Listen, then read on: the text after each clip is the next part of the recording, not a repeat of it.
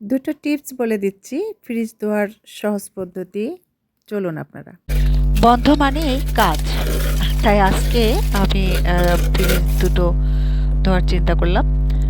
তা বন্ধুরা, যখন ডিপ ফ্রিজ ধুবেন আপনারা, এরকম অনেক বরফ হয়ে থাকে। আপনারা যদি একটু রাতে বন্ধ করে রেখে সকালে তারপর আধা ঘন্টা ফ্যান চালিয়ে রেখেছিলাম, তো বরফগুলো দেখেন কিভাবে খুব দ্রুত এবং সহজেই কিন্তু ছেড়ে আসছে। আমি এমনিতে টোকা দেওয়ার সঙ্গে সঙ্গে কিন্তু চলে আসছে। আজকে এটা নর্মাল ফ্রিজের পানির ওটাও আমি পরিষ্কার করলাম। উনি আমাকে অনেক হেল্প করেছেন আজকে, এগুলো লাগিয়ে দিচ্ছেন, তারপর ড্রয়ার এটা ওটা সব কিছু পরিষ্কার করার সময় বেশ হেল্প করেছেন।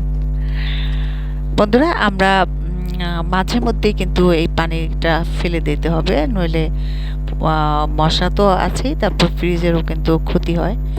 এই কারণে আমরা যখনই ফ্রিজ পরিষ্কার করব তখন কিন্তু এই পানিটা ফেলে আবার পরিষ্কার করে যথাস্থানে লাগিয়ে দিতে হবে।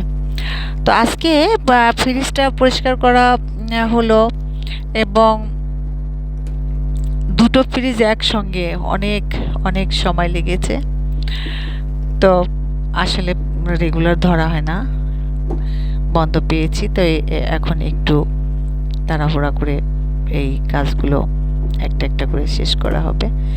বন্ধুরা দেখেন, এটা লাগানোর পরে ফ্রিজটা দেখেন, এই যে অনেকটা সুন্দর পরিষ্কার হয়ে গেছে। এটা ডিপ ফ্রিজের ভেতরে এভাবে আপনারা যদি পরিষ্কার করার পরে টুকরো লেবু কেটে এর মধ্যে রেখে দিলে দেখবেন যে ফ্রিজে আবার সুন্দর একটা গন্ধ চলে আসবে। ডিপ ফ্রিজ, নর্মাল ফ্রিজ দুটোতেই এটা, এই যে নর্মাল ফ্রিজটা অনেক পরিষ্কার হয়ে গেছে। আসলে খালাদের দিলেও ওনারা যেভাবে পরিষ্কার করে মনের মতো হয় না, তো এই কাজগুলো নিজেরা করলে কিন্তু ভালো হয়। আবার আমরা ফ্রিজে রাখার সময় কিন্তু অনেক ময়লা পড়ে, তো আপনারা যদি এইভাবে একটু এই যে দেখেন, এটা আমি কেটে কেটে নিচে কাগজ দিয়েছি, তার উপরে কিন্তু এগুলো দিয়েছি।